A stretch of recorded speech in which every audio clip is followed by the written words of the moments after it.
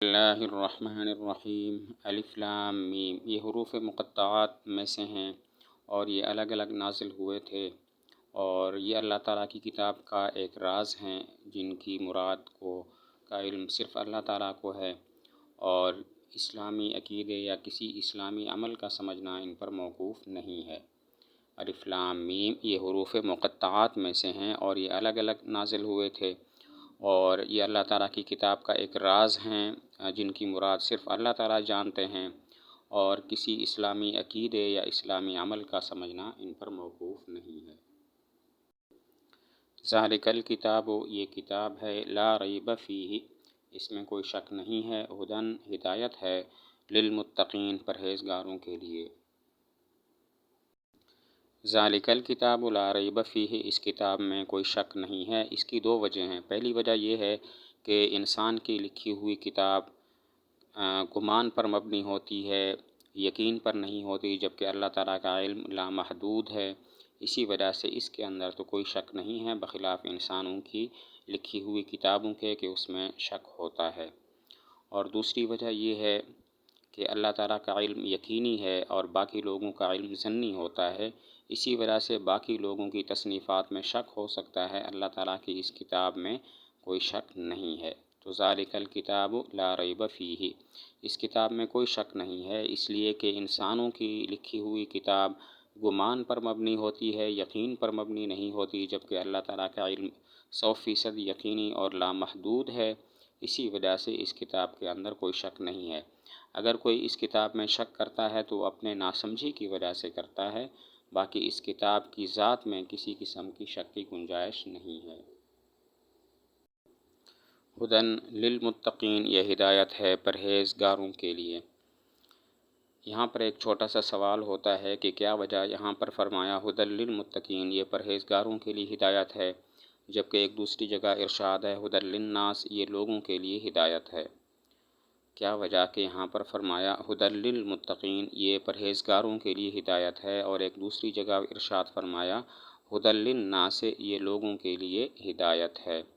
تو اس کا جواب یہ ہے کہ ویسے تو فی نفس ہی یہ ہدایت ہے تمام لوگوں کے لیے، خواہ وہ مومن ہوں یا کافر، لیکن انجام کے اعتبار سے اس سے نفع اٹھانے والے صرف پرہیزگار ہیں، صرف وہ لوگ ہیں جو قرآن کریم کی بات مان کر آگے چلتے ہیں۔ اسی وجہ سے ایک جگہ ہدی للناس فرمایا کہ فی نفس ہی سب کے لیے ہدایت ہے، اور یہاں ہدی للمتقین فرمایا کہ انجام کے اعتبار سے یہ ہدایت صرف متقین کے لیے ہے جو قرآن کریم کی بات مان کر آگے چلتے ہیں۔ جواب یہ ہے کہ فی نفس ہی تو یہ قرآن مجید تمام لوگوں کے لیے ہدایت ہے، لیکن انجام کے اعتبار سے یہ متقین کے لیے ہدایت ہے جو اس سے نفع حاصل کرتے ہیں، جو اس کی بات مان کر آگے چلتے ہیں۔ الذین یؤمنون بالغیب، جو ایمان لاتے ہیں بن دیکھی چیزوں پر، ویقیمون الصلاۃ، اور قائم کرتے ہیں نماز کو، ومما، اور اس مال میں سے، رزقناہم، جو ہم نے ان کو دیا ہے، ینفقون، وہ خرچ کرتے ہیں۔ الذین یؤمنون بالغیب، متقین کی چند صفات بیان کی ہیں۔ ایک صفت یہ ہے کہ وہ غیب پر ایمان لاتے ہیں، یعنی بن دیکھی چیزوں پر ایمان لاتے ہیں۔ غیب سے مراد وہ چیزیں ہیں کہ جو نہ تو آنکھ سے دنیا میں دیکھی جا سکتی ہیں، نہ ہاتھ سے چھو کر معلوم ہو سکتی ہیں، نہ ناک سے سونگھ کر معلوم ہو سکتی ہیں، بلکہ صرف وہ وحی کے ذریعے معلوم ہو سکتی ہیں، جو وحی اللہ تعالیٰ نے قرآن مجید میں اتاری ہے یا حضور صلی اللہ علیہ وسلم کی زبان پر احادیث مبارکہ کی شکل میں جاری کر دی ہے، جیسے جنت، دوزخ، اللہ تعالیٰ کی صفات اور دیگر اس طرح کی چیزیں۔ غیب کا معنی ہے بن دیکھی چیزیں، اور بن دیکھی چیزوں سے مراد وہ چیزیں ہیں جو نہ تو آنکھ کے ذریعے ان کا مشاہدہ ہو سکتا ہے دنیا میں، نہ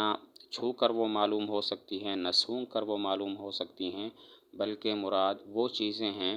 کہ جو وحی کے ذریعے معلوم ہو سکتی ہیں، کہ